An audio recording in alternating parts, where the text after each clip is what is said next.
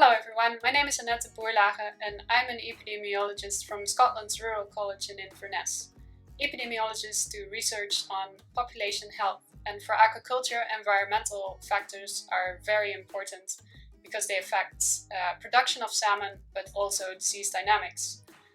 To obtain environmental factors, you can use either remotely sensed satellite products or measurements obtained by salmon farms. And in this talk, I'm going to compare these two data sets and also give an example of a risk factor analysis for monthly site level mortality on Scottish salmon farms. Thanks. Modern fish feeds are manufactured with increased levels of vegetable-derived oils and proteins due to the finite availability of marine fish oil and meal. Nutritional programming is a process where fish are fed a vegetable-based diet for a short-term stimulus early in life in the hope of increased nutrient utilisation and feed efficiency later in development when fish are fed a similar diet, and is one way to increase retention of omega-3 fatty acids EPA and DHA from diets with low levels of marine ingredients. This present work sought to investigate the optimum duration of a fish feeding stimulus. Expression of genes involved in fatty acid metabolism indicate that a 1 or 2 week stimulus period may induce nutritional programming. However, EPA and DHA retention during challenge phase was reduced in fish fed a vegetable stimulus for 2 weeks. It is hoped that this work will play a part in the continued increased sustainability within the Scottish salmon sector, so please do tune into my talk. In this presentation, I will present some results from the Off-Aqua project, which aims to develop the scientific understanding of the potential benefits and limitations of expanding aquaculture offshore. We focus on the ability of hydrodynamic models to resolve key physics, i.e. those that significantly influence aquaculture impacts.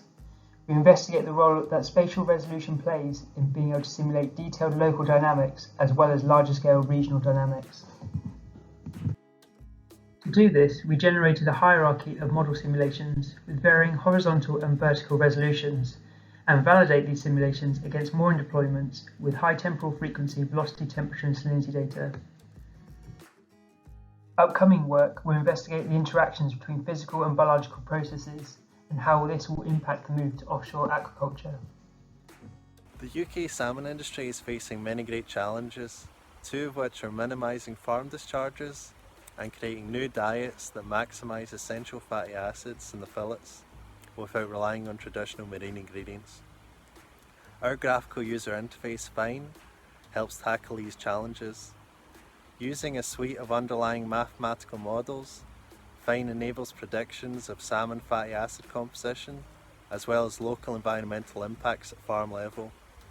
Join me on Tuesday the 6th of October as I demonstrate the graphical user interface and discuss how it could help aquaculture businesses achieve targets for salmon fatty acids and a harvestable weight, as well as help them to comply with regulatory frameworks on farm discharges. In this talk, we describe some initial model simulations exploring the mechanisms by which sea lice larvae can accumulate in high densities close to river mouths, where they pose a risk to migrating wild salmonid populations. In our study area of Loch Torridon in northwest Scotland, planktonic lice data have been regularly collected by Marine Scotland Science since 1999. Samples have been collected both at open water locations and along the shoreline at the head of Loch Shieldig, close to the river mouth. Open water densities are typically of the order of 1 individual per cubic metre, and similar values have been found in other studies, in Canada for example. In contrast, lice densities at the shoreline can exceed 100 lice per cubic metre. This accumulation is surprising since lice do not tolerate low salinity water, and the water circulation close to the river discharge should carry lice away from the shore.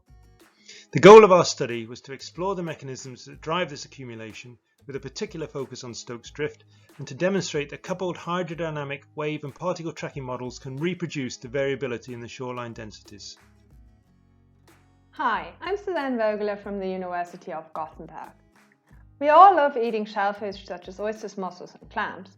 To ensure that there are always plenty of bivalves to eat, we have to understand how their life cycle, in particular how metamorphosis, the transition from larvae to juveniles, is controlled and regulated. Because unfortunately, metamorphosis has a high mortality rate which can limit our supply of new animal recruits. So please watch my talk on Tuesday the 6th of October between 2 and 3 p.m. during which I will provide you with a brief overview about bivalve metamorphosis and how it is regulated, including new insight into neuroendocrine pathways and how this new information can potentially be used to improve spat survivals in hatcheries. Hi, I'm Tim Regan and I'm going to talk to you about profiling microbial communities for healthier oyster hatcheries. As bivalves, oysters are a sustainable source of protein. They provide ecosystem services such as filtration, as demonstrated by the GIF on the left. They promote biodiversity and are unfed as adults. So the UK Pacific oyster industry relies on only 2 British hatcheries, and these hatcheries are under pressure to produce robust, healthy oysters. And these hatcheries occasionally experience large-scale mortalities. So to help the industry, we're going to investigate microbial stressors affecting oyster larvae during their development in a hatchery by mapping the microbial atlas throughout oyster hatchery environments. We're then going to relate shifts in molecular ecology to oyster larvae performance over time. During my talk, I'll discuss the benefits of creating such an atlas in more detail and present to you our work so far. Look forward to seeing you there.